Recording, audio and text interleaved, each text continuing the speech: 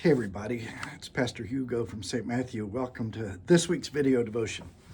All year long we've been looking at how God connects to us, and right now we're looking particularly at how God connects to us in the Christmas event. Last week we looked at Emmanuel as God with us. This week I want to look at a different way God connects to us, and it comes primarily from Matthew 1:21 is one of the places it comes through. I've got a number of Bible verses I'm going to be giving to you today, but we'll start with this one. This was Angel Gabriel speaking to Joseph. In Luke's gospel, he said something very similar to Mary. Matthew 1:21, she will give birth to a son, and you are to give him the name Jesus, because he will save his people from their sins. You know, as a father of three kids, I know that parents always have expectations of their children. You know, they're going to be a famous athlete. They're going to be a published author. They're going to be president of the United States, though. Who'd want that for their kid these days? But we always have these expectations. And you know, Mary and Joseph, they didn't have to wonder so much about what God's purpose for their child was. They knew it. He was coming to save his people from their sins. He was coming as Savior. We got that. But they didn't get a whole lot about how he would do that. So they had to have their dreams and expectations about how that would be fulfilled. They had to have their own plans for Jesus. And most likely they did not have anything to do with dying on a cross. And it's a great reminder to us that God's plans for us are often far, far different than what we plan for ourselves.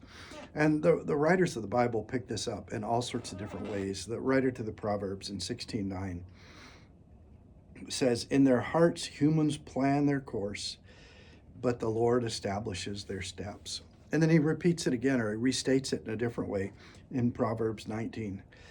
Verse 21, many are the plans in a person's heart, but it's the Lord's purpose that prevails. And then the prophet Jeremiah, talking to God, said this in Jeremiah 10, Lord, I know that people's lives are not their own. It's not for them to direct their steps. And it's a great reminder for us, this God who is coming, who is sending his son to be the Savior from sin, is also the one who directs our steps. He has purposes for our life, and he fulfills them in us. You know, I think it's easy for us that we have been kind of floundering around, or to think we've been floundering around and we're not fulfilling God's purpose. And we need to remember just how good God is and how wonderful God is. And Paul brings that up in Romans 8 when he says, we know that in all things God works for the good of those who love him, who've been called according to his purpose. Let's remember that as we're making our way through these last few days of Advent. God is our guide. God is ordering our steps. God is fulfilling his purpose in us. We're going to unpack this a little more on Wednesday night at 7 o'clock. We'd love to have you join us in person. We have soup supper at 6, worship at 7, where we'll talk about God connecting to us as guide. It's also available on our YouTube channel, which you can access through Facebook. We'd love to see you there. Have a great week. Bye-bye.